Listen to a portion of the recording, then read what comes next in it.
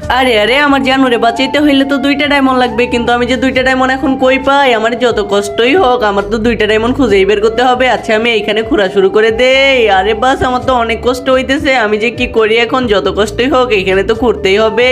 আরে বাস এই তো আমি একটা ডায়মন্ড পেয়ে গেছি, এখন তো আমি আমার জানুরে বাঁচাইতে পারবো। এই তো আমি এখানে একটা রেখে দিয়েছি, কিন্তু এই কি আরেকটা ডায়মন্ড লাগবে। এখন যে আরেকটা ডায়মন্ড কই পাবো? হা হা, তুই গিয়ে ডায়মন্ড খুঁজে নিয়ে আয়, আমি তোর গার্লফ্রেন্ডকে আমার করে নেব।